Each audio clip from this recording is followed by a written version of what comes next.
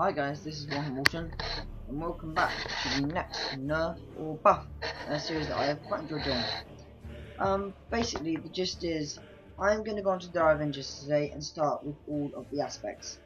Now, I know a lot of you will be thinking, well, you've missed the Farseer and the Warlock Council. I'm going to do those right at the end, because I really can't decide. I've tried to shoot the video a couple of times, and both times I've sort of got to the end and gone, oh, I forgot that, and oh, that doesn't actually make sense in comparison to this. So I'm going to use them a bit more, try out a Warlock Council, and then tell you whether I think they've been nerfed or buffed.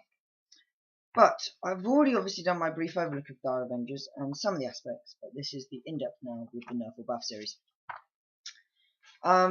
It's not whether you should get them or not this series, basically, because I think the thing with Eldar is synergy is so key. This is more of a case of, have they got better? Have they been nerfed or have they been buffed? Right, let's look at basics. Stat line has stayed exactly the same. That's basically what you need to know about the stat line. There's not a point difference in there.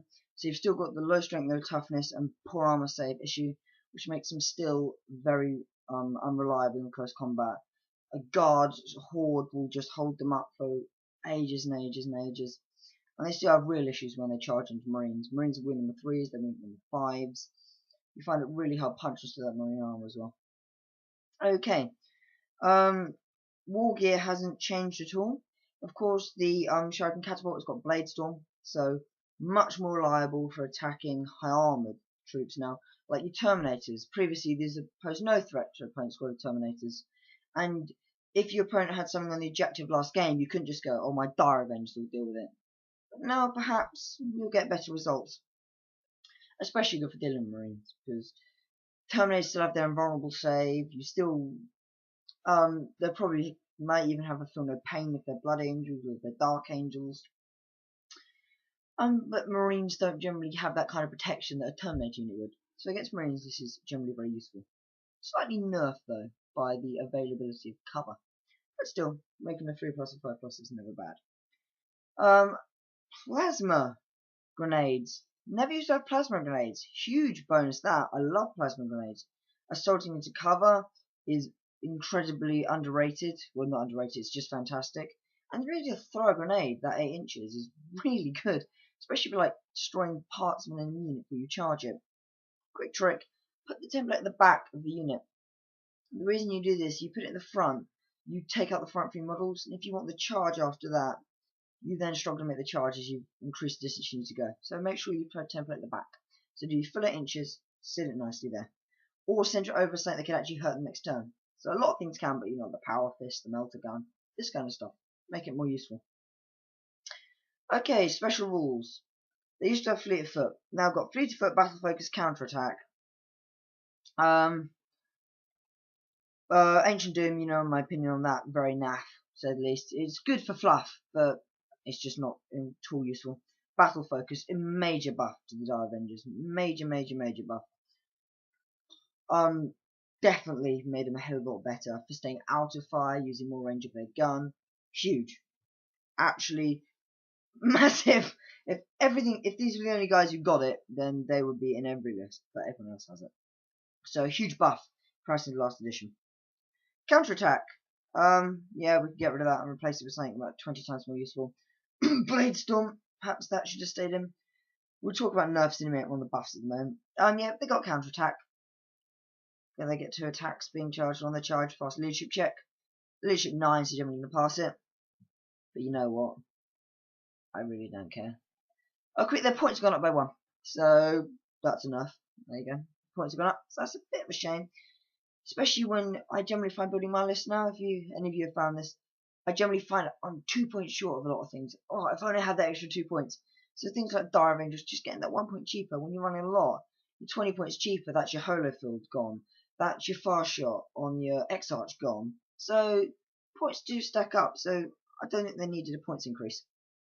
Okay, exarch. Still upgraded for 10 points, exactly the same buffs along the line. Exactly the same increases, but what it can get is very different. Instead of getting an Assault 4 Avengers Shuriken Catapult, it now just gets a Twin Link one for 5 points. instead of, for 5 points, having a assault 4-1. So that is a major nerf to the exarch there. Right, you can get the power sword and shuriken pistol. Not great for assault. Used to be able to get that. Used to get it cheaper though. That's a bit of a shame. Get the dire sword and shuriken pistol, or power sword and shimmer shield. So a couple more options, but again, more expensive. So all the exarch options have either got worse and more expensive, and they can no longer get battle Bladestorm or defend. Huge, losing Bladestorm and defend. Basically, Bladestorm and defend made the squad. Give these defend and counter attack. You might have yourself an assault unit, because even if your opponent charges them, they've only got 1 attack. They lose their charging attack. We have bonus attacks for charging us. Then you'd give them a shout actually, because at all times they would be able to be quite good in the charge, but just know loss of Bladestorm is absolutely critical. I thought the Dire Avengers. The only way I used to use them was Wave Serpent in, up to target, get out. You got 10 of them. I used to have the exarch with dual cannons and Bladestorm. Bladestorm the hell out of target, get it off an objective, back in next turn, fly off, get out, rinse and repeat. And used to be a beautiful tactic. Can't do it anymore. Overall then, what do we think?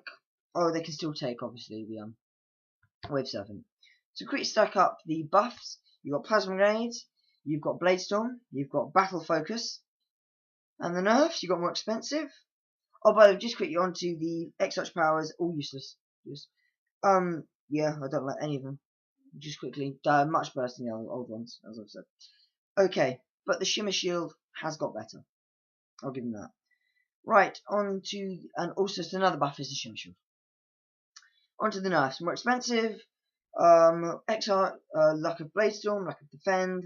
Exarch's weapon has been not able to go assault 4, which is 5 on the Bladestorm anymore. His weapon options are more expensive, and you can't. You can actually. And the other bonus is you can.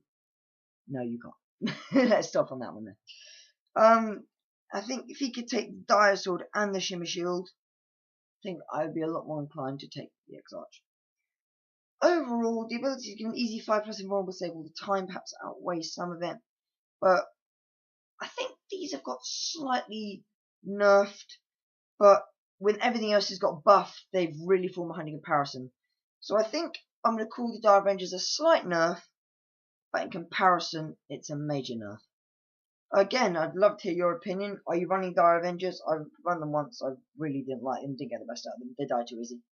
But if you've run them and you've got a fantastic combination, that's what the comment section's for. I love reading all your comments, and I will try to reply to them all. This is Warren Waldron, and I am out.